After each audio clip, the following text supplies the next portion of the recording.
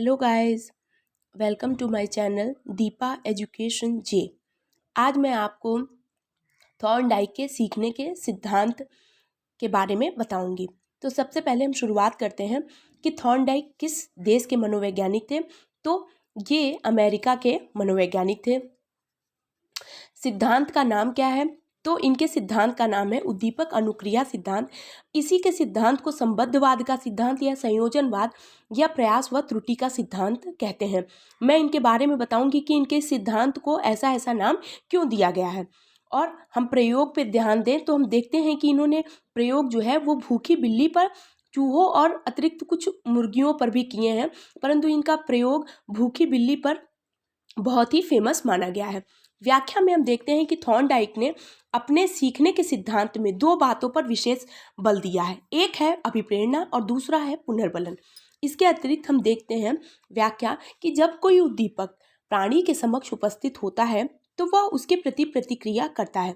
प्रतिक्रिया के सही या सकारात्मक होने पर उस संबंध विशेष उद्दीपक से हो जाता है जिसके कारण प्रतिक्रिया हुई है। अधिगम प्रक्रिया के दौरान उद्दीपक तथा अनुक्रिया के बीच एक प्रकार का संबंध बन जाता है जिसे हम एसआर थ्योरी कहते हैं। प्रयास और त्रुटि के आधार पर देखा जाए तो बिल्ली के बार बार उछल कूद कर लेने से लीवर पर पैर पड़ते ही दरवाजा खुल जाता है और उसे भोजन मिल जाता है। जब इस कार्य को बार बार दोहराया गया तो देखा गया कि प्रयास करने से त्रुटि में कमी होती गई, अर्थात अब जितना समय बिल्ली पहले ले रही थी अब उतना समय नहीं ले रही है। वह तुरंत ही लीवर पर पैर रखते ही उसका दरवाज़ा खुल जाता है और उसे भोजन मिल जाता है। यही प्रक्रिया बालक पर भी कार्य करेगी। इसके अतिरिक्त थॉर्नडाइक ने सीखने के 3 नियम दिए हैं। पहला नियम है तत्परता का नियम, दूसरा है अभ्यास का नियम और तीसरा है प्रभाव का नियम। अर्थात बालक यदि किसी कार्य को सीखने के लिए तत्पर है, अगर तत्पर होने के साथ साथ उस कार्य के लिए उसने बार बार अभ्यास किया है तो उसे परिणाम सकारात्मक रूप में मिलेगा। और प्रभाव यह है कि यदि उसे पुनर्बलन सकारात्मक ढंग से मिलता है तो ये प्रभाव का नियम उस पर कार्य करेगा। इसके अतिरिक्त थॉर्नडाइक ने 5 गौड़ नियम बताए हैं। बहुअनुक्रिया नियम, मानसिक स्थिति का नियम, आंशिक क्रिया का नियम, सादृश्य अनुक्रिया का नियम, स्थानांतरण का नियम।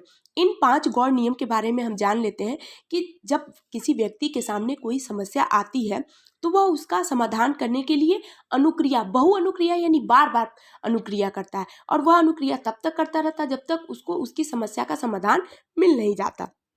दूसरा है किसी भी प्राणी या बालक में सीखने की योग्यता उसकी मनोवृत्ति या मानसिक स्थिति पर निर्भर करती है। तीसरा आंशिक क्रिया का नियम यह है, थॉर्नडाइक कहते हैं कि यदि किसी बच्चे के सामने कोई समस्या आती है तो उस समस्या के छोटे छोटे पार्ट्स कर दिए जाए तो वह उस समस्या को आंशिक क्रिया करके खुद समाधान निकाल लेगा।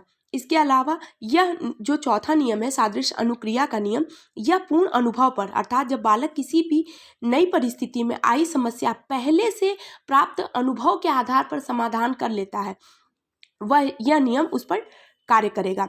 5वां और अंतिम नियम है स्थानांतरण का नियम, यानी बालक अपने सीखे हुए ज्ञान को इस नियम के तहत स्थानांतरित करके समस्या समाधान करता है।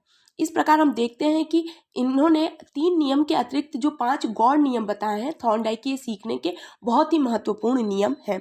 यद्यपि थॉर्नडाइक की बहुत सी पुस्तकें हैं जिसमें 4-5 पुस्तकें बहुत ही फेमस है, जिसमें से 2 पुस्तकें बहुत ही ज़्यादा फेमस है। उस पुस्तकों के बारे में मैं बताती हूँ।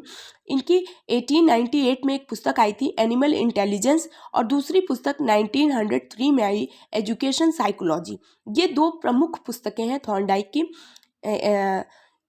हमारी इस थॉर्नडाइक के इस थ्योरी में से इतने क्वेश्चन ही और इतने इस थ्योरी से इतने ही क्वेश्चन पुटअप होते हैं। आई होप ये वीडियो आपके थ्योरी के लिए बहुत ही ज़्यादा इम्पोर्टेंट होगी, और मैं आगे से प्रयास करूंगी कि आने वाले जितने भी नियम और सिद्धांत मैं बताऊं वो आपके एग्ज़ाम के लिए बहुत ही ज़्यादा महत्वपूर्ण हो। I hope you guys like it. अगर आपको हमारा ये वीडियो पसंद आ रहा हो तो हमारे चैनल को सब्सक्राइब करिए, शेयर करिए, लाइक करिए। Thank you.